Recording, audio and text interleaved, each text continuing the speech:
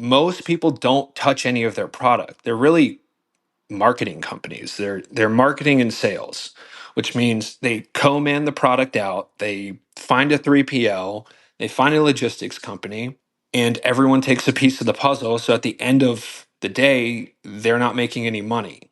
I don't believe that's the right way to go about it. I think you have to own something in the chain. Otherwise, you have to have either a really unique product, a really expensive product, or you're just not going to make any money.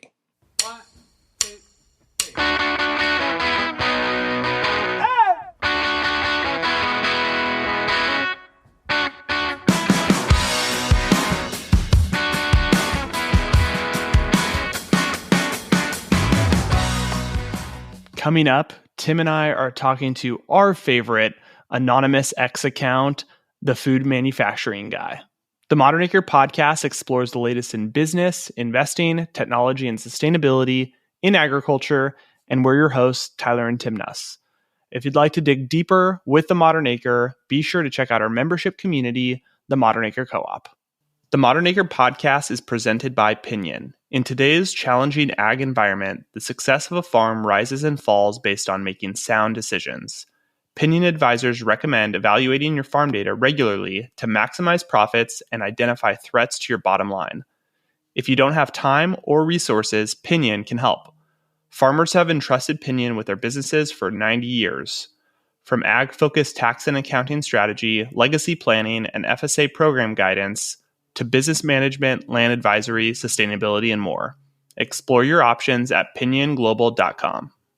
Ty, how you doing? Are you recovered from Agritech? Agritech was a whirlwind. I was there for a day, up and back.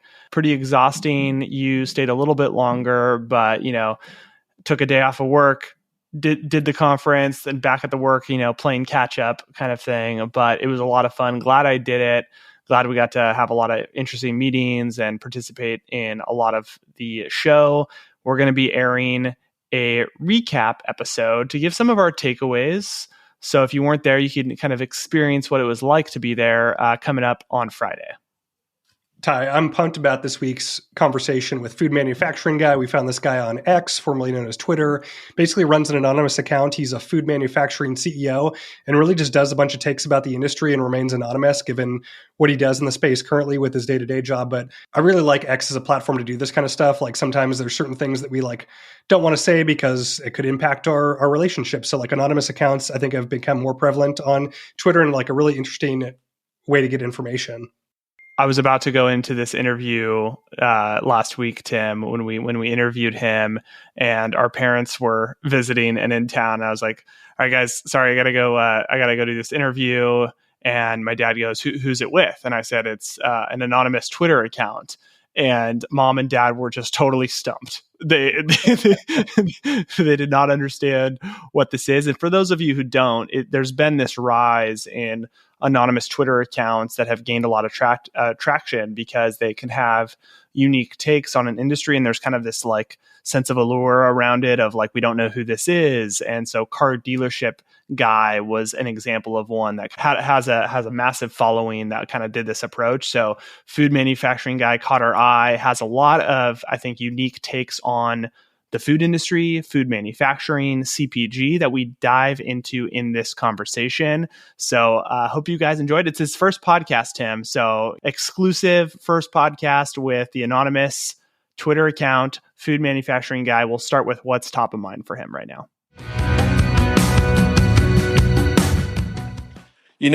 Right now, I think more than ever, we really have to look at, and what we're looking at is food cost inflation and sensitivity in the market, from a customer perspective, right? So as we've seen over the last probably 2-3 years, everything is going up. Most things continue to go up in price. And so where is that level and what is the sensitivity level of a customer for a certain product, right? For us, our biggest thing and what we're spending a lot of time on is, if I price a product at $5, is someone actually going to buy it at that price, or am I just outpricing myself within the market? So one of the biggest things is, one, can we reformulate in a way that still yields a really good product, a quality product that we feel comfortable putting our name on? And two, can we drop the price or at least be competitive in the price? Especially, with food, it's all about scale and economics, right? So the more you buy, the less you pay, and the more competitive you can be from a pricing perspective. So biggest thing right now is, what is the cliff? At what point does the consumer no longer afford the premium product, has to drop down to a less premium product? And where are we on that scale of cliff, right? I think it's really scary, to be honest with you guys, of things just keep going up, right? Every week, every month, beef, chicken, the staple consumable products are continuing to rise. And so where are we on the scale, and how do we combat that, given we're not the biggest company in the world, and these big companies have tons of resources and capital that they can just burn through to price competitively. So No, it's fascinating from a consumer's perspective. It's gnarly right now. I feel like I saw a TikTok from a few months back of a guy going through Costco and had like, I don't know if it was like 6 or 12 months ago prices compared to, today. And it was like wild. And my wife and I are going through the ongoing process of buying our groceries, buying our food. How do we be more economical? Because those, the bills keep adding up. And yeah, Costco, I go and I feel good about the bulk of our spending going to Costco. But even the Costco prices, I'm more feeling warm and fuzzies about shopping at Costco. I'm not really looking at the price, right? I'm like, I'm going to buy the crackers that I always buy, and I'm assuming this is the best price I'm going to get them at. But those prices do keep going up and up. I think Costco is a very interesting business model, right? So Costco, they don't make a lot of money on their product. They're Yep. all based on the membership. So I think they had their earnings a couple weeks ago, and really what's driving Costco is they have to keep opening stores and keep growing membership. Otherwise, their revenue will drop, their profitability will go down because they're only pricing, plus 13 to 15% of That's what right. Yeah. the manufacturer is selling to Costco. So interesting model, and it probably is one of the cheaper options for the bulk of products. They also have great quality, and they really look out for their consumers. So it's a great place to be. Well, we're excited to dive into a bunch of different topics, but before we do, maybe give us a little bit more on your background and your current role working in food manufacturing. Sure. So I went to college. I studied business law and supply chain management from a very specialty school. I graduated from college and I was trying to go to the private sector outside of kind of the family business. And I didn't really find anything that was interesting. That it was either, go to a really large company and be a very small cog in a lot of wheels that, you know, you don't see the work you put in immediately, or go to a startup. And startups are good or bad, they have their pros and cons, right? So I decided not do that, and to go into the family business, which was in the food business, and pave my own way. So started food manufacturing. We hadn't been manufacturing prior to that, and we have built manufacturing plants and expanded kind of as much vertical integration as you can be within a manufacturing plant, which means we make the products, the sauces, all of the kind of mise en place, as you could say, that we then convert into finished goods at the end. We have our own food safety lab, which services ourselves as well as outside customers. So we took an expense and converted it into a profit center. The only thing we don't do is farm and operate kind of USDA kill facilities. We do everything from there downward. We're our own warehouse, 3PL. Most of the logistics are handled internally. So we're pretty vertically integrated, and it's been a good ride. So yeah, I'm the CEO of the company, and we have 3 or 4 thousand employees. Awesome. Thanks for sharing that background in detail. And I guess on that note, you're sharing a good amount of detail, but not a ton of detail. You have an anonymous Twitter account. So what's the deal? There's been a rise of these anonymous accounts. Car dealership guy. There's a number of them. Why did you decide, hey, I'm going to start an anonymous Twitter account? Are your friends and family being like, what the hell's going on? Tell us why you decided to start it. I think it's a great. First of all, I think what Elon has done with Twitter is great, right? I think it's a safe space for real opinions. Obviously, there are definitely some hot takes that maybe are not entirely accurate, but it looks like the community notes is working on, correcting that. Generally speaking, I think it's the best place to be when you want to consume media. But then if you're a creator, it's a great place to put media out there. So as you mentioned, the car dealer guy, I was following him for a while and kind of saw his rise. And I was like, you know what? No one's talking about food this way. There are very specific accounts focused on, a lot of organic things or not organic things, but no one's talking about the CPG space. No one's actually a food manufacturer who's making products and dealing with retailers. And so I said, you know what? Let's try it. And it's definitely a part-time job, right? It's you got to be on it constantly, posting, commenting, and attending to it. But it's been a really interesting ride. I've met some really interesting people. I've done some consultations with people who want to start their own companies, and it's a great way to meet people that I would otherwise probably never come across. Given the industry we're in is pretty niche and pretty small. No, I think it's such a good market. It's like niching down. Like when Ty and I started the Modern Acre, we didn't know if there was an audience for people to consume podcasts about food and agriculture. And what we found is there is core fans that are interested in this space. So I think you're carving out a really interesting area on Twitter with everything you're doing. So I want to get into the topics here and talk a little bit about CPG. You had a tweet recently about CPG being really hard. Like it seems like the cool thing to do of just start a CPG brand, you sell to Unilever or Pepsi and have this crazy exit. But like in reality, it's very capital intensive. It's really hard to get shelf space. Maybe just talk to us about that tweet and just kind of the state of CPG now of brands trying to enter the market. We just passed over Expo West, a lot of new brands just trying to get space. Like what's happening there?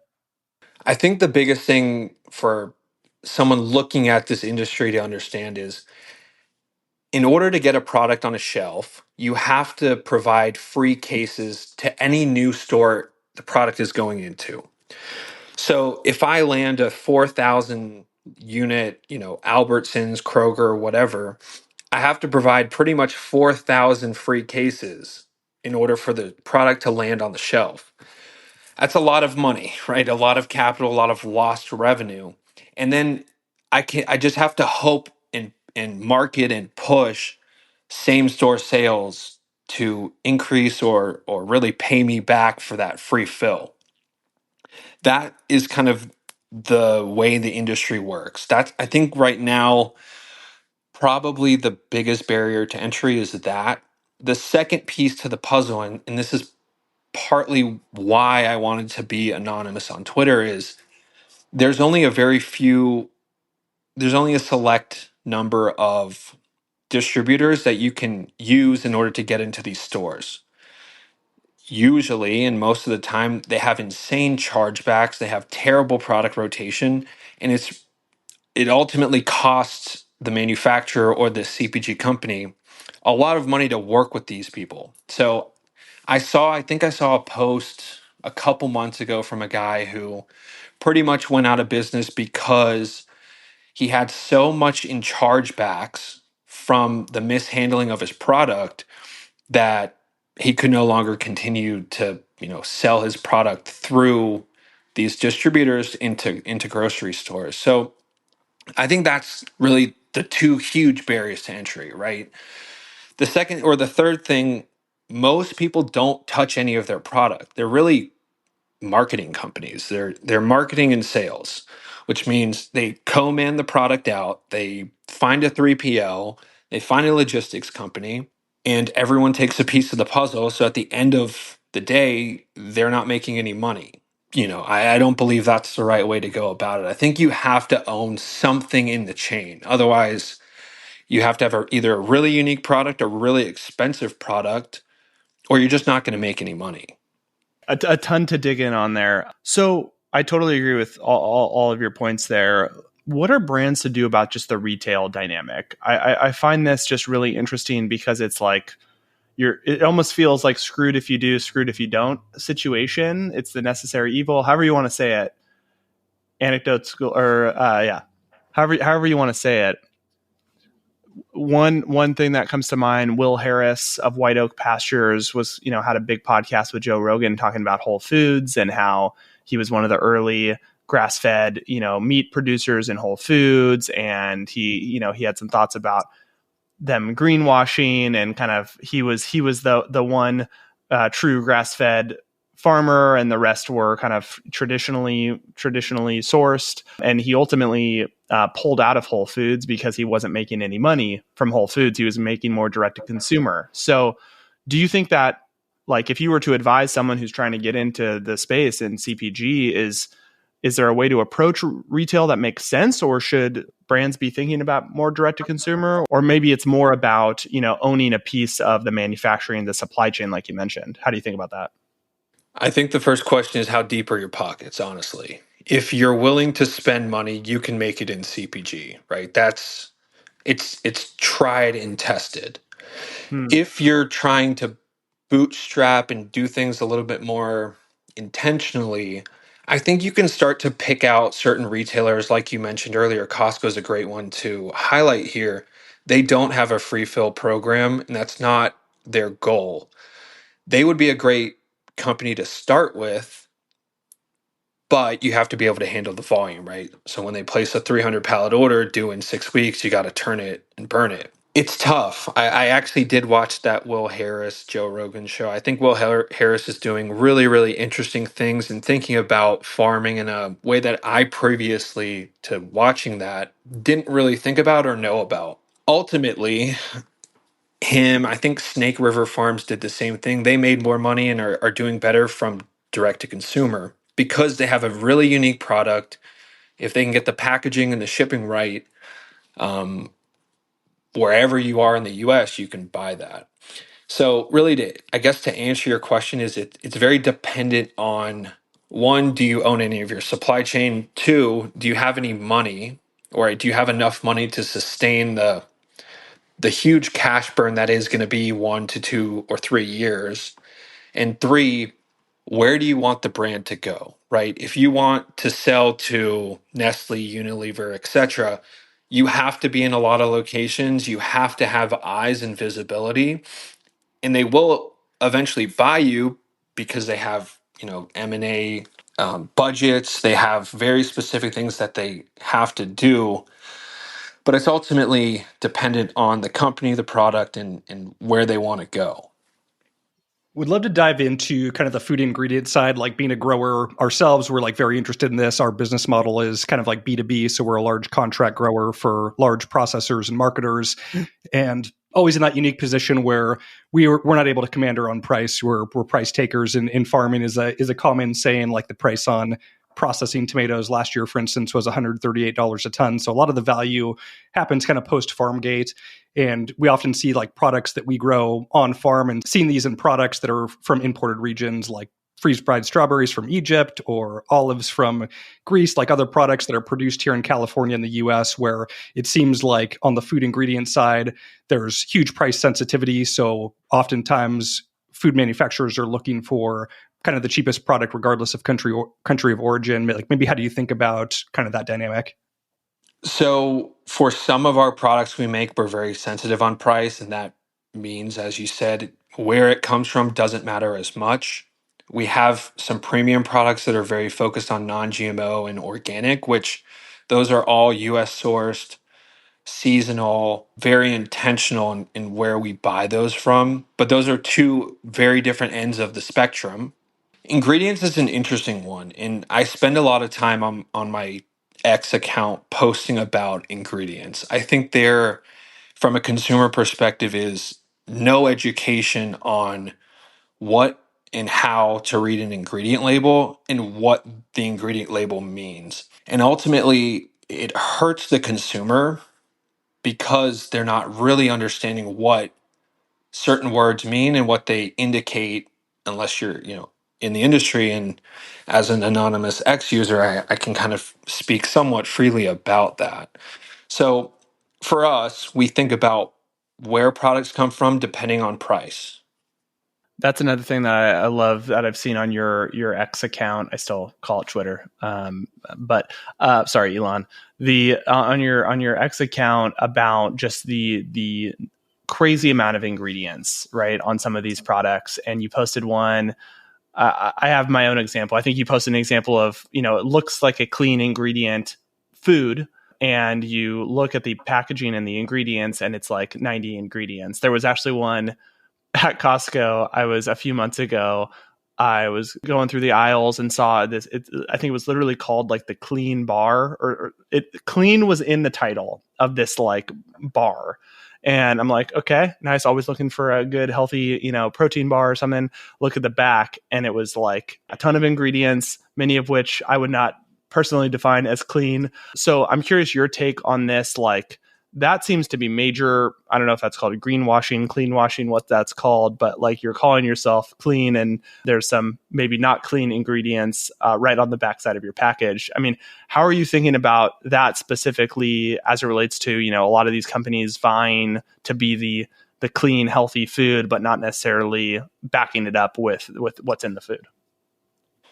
Yeah, look, I think it's not necessarily only the manufacturer's fault, right? If you look where the product goes, how it gets there, and how much time it takes from either farming, making, cooking, etc., the supply chain is really, really long. So retailers don't want to take a product that has 7, 10, 15-day shelf life, right? They want 90 plus days on a fresh product. That's what's driving all of this, right?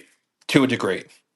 If a retailer is not going to take my product because it's a clean label, only has real ingredients, but it only lasts 7 days, my only option as a manufacturer, either kill the product or put things in there that make it last 90 plus days. If it can't be frozen, right? If it's a fresh product. I think that's a huge driver of ingredients. Obviously, the second thing is the consumer's looking for better ingredients. They're getting more educated on what's good, what's bad. Obviously, there's some laws like in California for removal of food dyes and some what would be considered not safe for consumption products. But if I'm a manufacturer again, I'm trying to get the product into a store to make money. The consumer's somewhat looking at the ingredients. The best thing I can do is find quote unquote clean ingredients, or ingredients that I can label as household name items like vinegar, that will kind of check every box. I do think there's some companies, some of the bigger ones, some of the ones who are more egregious, not only in food but in other sectors that they deal with, that take it way too far. It's an interesting thing because the FDA and the USDA don't look at every ingredient statement and verify it. It's one of those the industry kind of governs itself to a degree. And because it's really expensive and time consuming to take a product in a laboratory, break it down to what's actually in it, you end up with things like the Subway tuna, was it fish salad or tuna salad that had 0% tuna in it.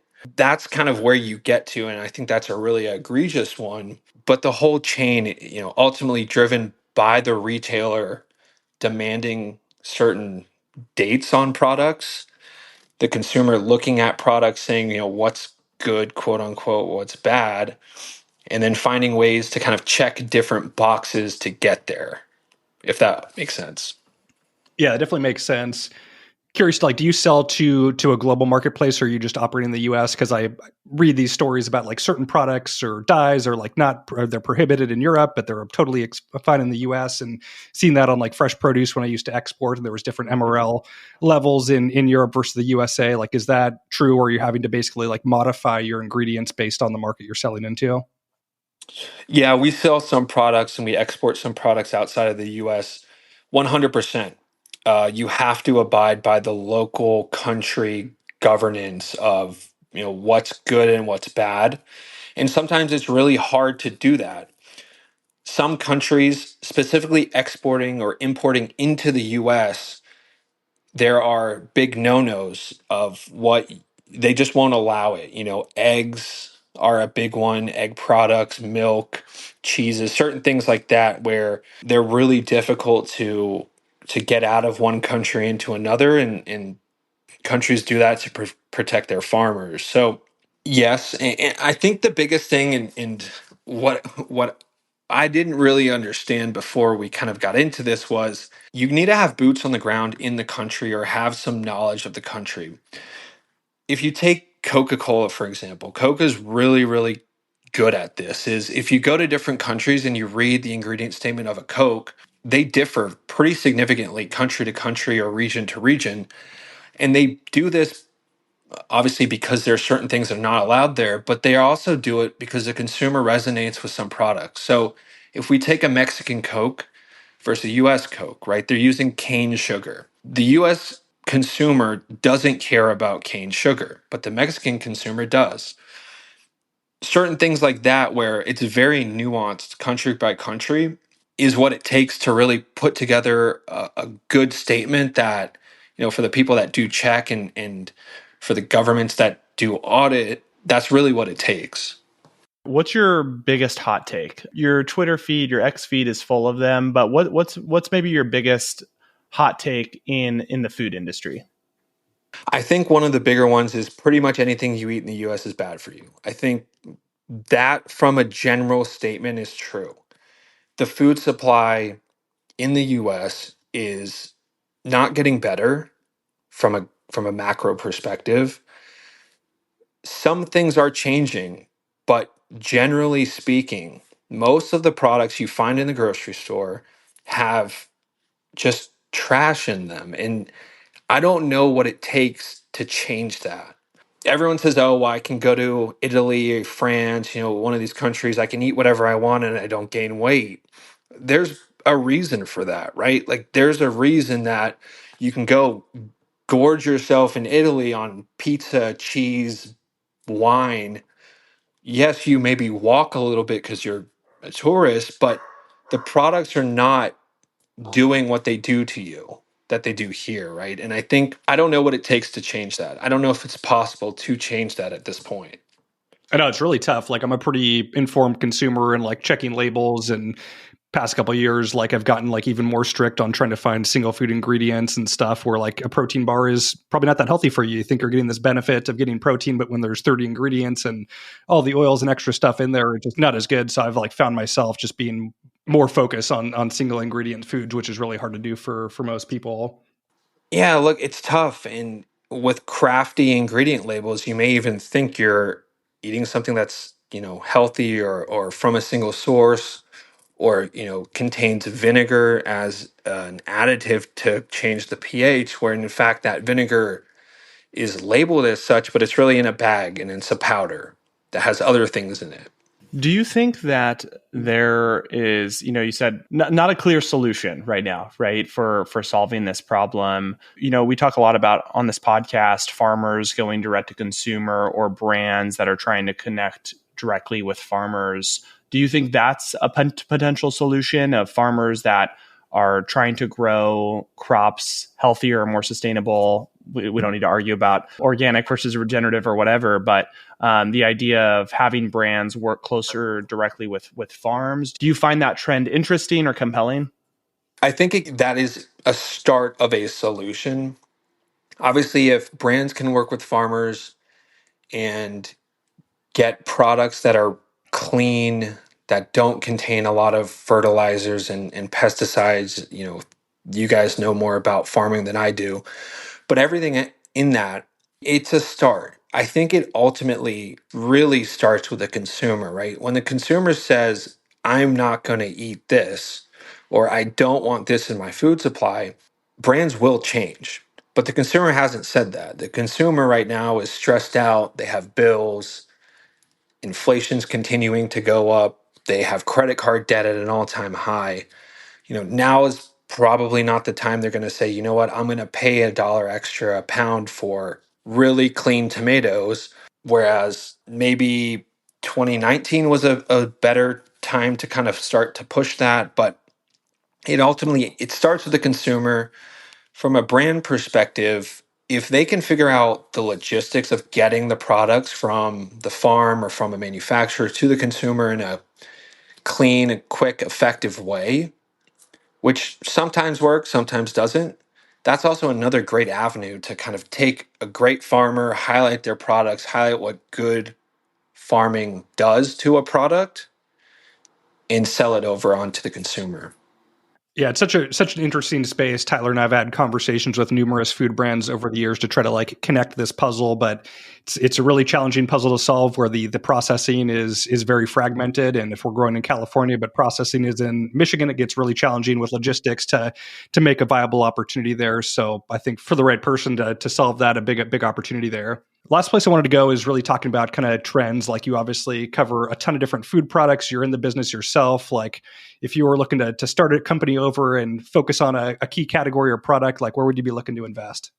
I would say frozen food is a great place to start. I think whether it's a frozen composed meal consisting of starch, veg, chicken, protein in a sauce, like a bowl or something to that effect, I think that's a really great place to start because the market is dominated by huge companies that have massive ingredient statements, crazy nutritionals. You can put a product, it's frozen, right? So you don't have to have all the additional additives. You can take really premium products or really good fresh products, cook them, manipulate them how you could at a manufacturing plant, package them, freeze them, and then do the whole life cycle. And still, when the consumer puts it in their oven or microwave and eats it, it's going to be a pretty good product. That's an interesting space that I think has some legs from the financial perspective of the frozen area of the grocery store. Big brands are always looking to diversify their portfolio. So there's a lot of opportunity to build a brand and sell it. I guess that's what everyone's dream is, right? Build something, sell it, and then retire. No, I think that's really interesting. And one brand that I've been consuming a lot more of recently along the lines, I think it's not freezer, it's more refrigerated, but is Kevin's that have kind of ready to go meals that are healthy ingredients. And my wife and I have been using those a whole lot because it provides, it's the solid ingredients. It's not the worst tasting thing in the world. It's pretty good for what it is and to make it quickly. And I think there's definitely something there. I've been, every time we're at Costco, we grab a few of those Kevin's pre-made things.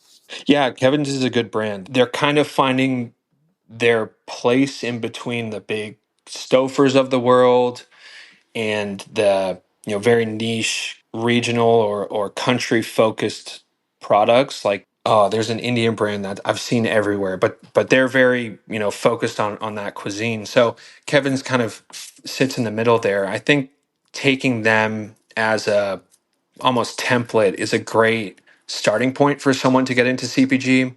The biggest thing I recommend for anyone who starts, and I tell this multiple times a week, is start at a farmer's market, start local, right? Make food, get a farmer stand. It's pretty inexpensive, and just get consumer feedback. What do they like? What do they not like? What is their price sensitivity on the products that you're offering? From there, you can kind of determine where you're going to fit and if the products you make are good or not. So great place to start, and I do agree with you. Kevin's is a good brand. Well, this has been a ton of fun, food manufacturing guy. As we wrap up, maybe point us to your X account so people can give you a follow.